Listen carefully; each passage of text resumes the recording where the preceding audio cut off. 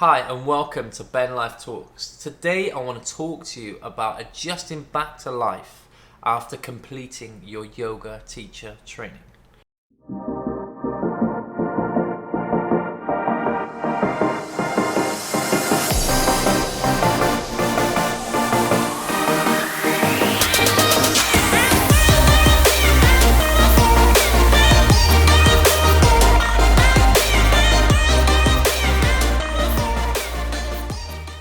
This is something I've wanted to talk to you about because when I came back from my yoga teacher training, it took me quite a while to adjust back to life.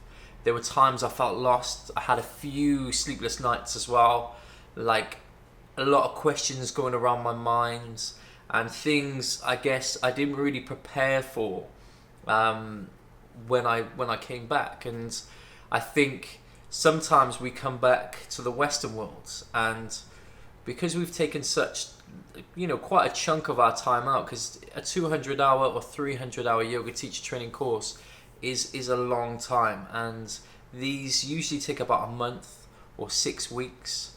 So it's quite a long time to check out from the Western world, check out from life, and focus on your mind, body, and soul connection. So when you come back, you can feel a little bit lost, and these little things start to creep up on you, and you feel sometimes a bit alone, a little bit lost, especially if you don't really feel like you have many people to talk to about it.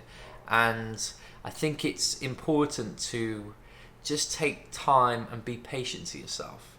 And I learned along the way that I needed to be very patient. I was feeling, like I said, quite lost. So you need to give yourself time. Number one, give yourself time. Be kind to yourself. Be patient. Know it's going to take some time for you to adjust back to the Western world, to the conditioning.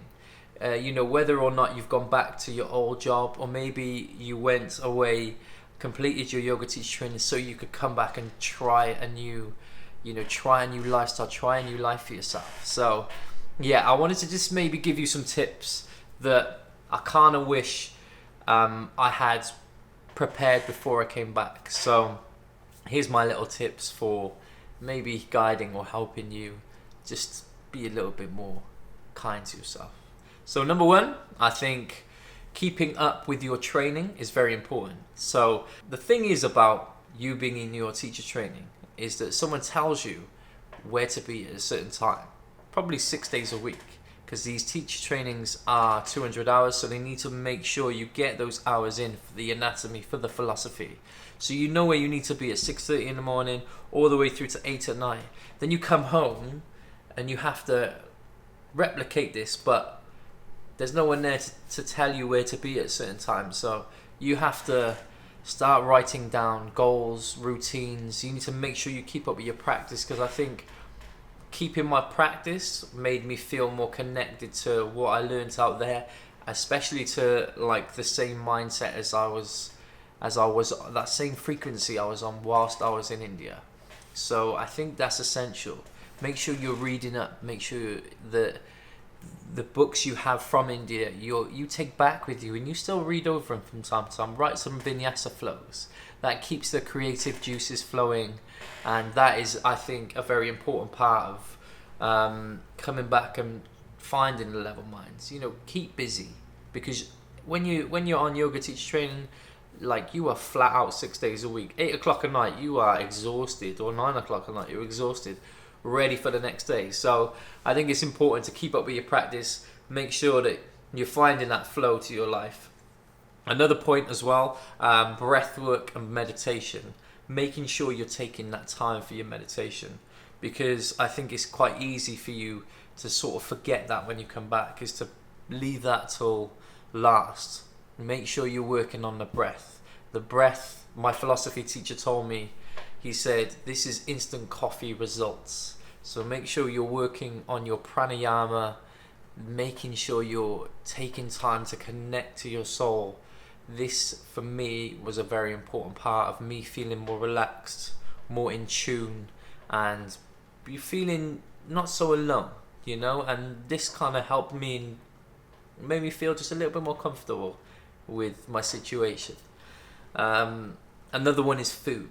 I think keeping up with the Sattvic foods, you learn about Rajas and Tamas foods. So there's a lot of Tamas food around in the Western world. So it's quite important, I think, personally, to keep up with a plant-based diet, making sure you're eating the right kind of nutrients to keep your body level and feeling as good as you did whilst you were on your teacher training, because everything is provided for you. The rice and lentils, the salads, the fruit, the vegetable, it's abundant out there. So I think this is a key part. And also I think another point that I found really important was keeping in touch with the people from your yoga teacher training. This for me was a very important part. I used to make sure that I sent videos like once a week to the group or individually to people, just to feel that connection and to make sure but so they knew I was thinking about them. And you know, they think about you too, especially when you get personal messages like from the people from your yoga community that you build. It's such a nice feeling. You feel reconnected. You don't feel that loss or that missing. And this is what I struggle with probably the most. And making the videos, especially making the videos for the group, sometimes can be quite fun and funny. So this is what really helped me through that. And just reaching out to them, let them know how you feel, because I'm sure they're feeling exactly the same. That's how I felt. The reason I made this video is to make sure so people could understand that you're not alone if you feel a bit lost coming back. And these key little points I personally think are very important to help you and guide you through through the Western world, so you can become a great teacher. Now I think, having said that, I think building a yoga community in the Western world, in your hometown or wherever you decide to live after your journey as a yoga teacher, is quite important. Start reaching out, start looking at teachings and lessons that you want to go to, and really like push your limits. Is it Ashtanga? You want to try Ashtanga for this first time? Maybe a Hatha class, maybe Yin, maybe Karma yoga. These things are really good. And at least when you go to these yoga studios, all these people there have probably been through the same similar. So have a conversation with your teacher. Maybe ask if you could shadow. Send an email to another studio that you really like and see if there's any like opportunities coming. That's what I did. I started beginning to post on my Facebook, and then I was lucky enough, someone messaged me and said, would you like to take a meditation class? And I had another message from someone else saying, would you be interested in being on like the waiting list if someone doesn't turn up for a yoga class? And that was great for me. These are all steps for you to go forward. But by posting, by emailing, and by getting in touch and building this community, this yoga community at home, this will make you feel more connected again. Like there are other people around feeling the same things, who have learned the same things that I can still learn from, maybe mentors. So I hope this little guide or this video helps maybe you feel a little bit more comfortable if you're feeling a bit lost. I know I felt really lost, and I guess I really wanted to know that I wasn't alone through the process. So hope this helped. Let me know how you feel. Maybe comment below. That would be really good. I'd love to know how it's like for you when you came back from your yoga teacher training. And yeah, if you're struggling or you're having a really bad time with it, don't hesitate to email me. I'll get back to you as soon as possible. But for now, enjoy the journey. You're a teacher.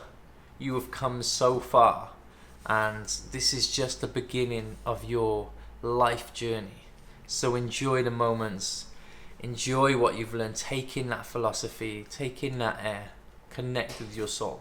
This is a very important part. Thank you very much for watching. I'm Ben, and all to say is namaste.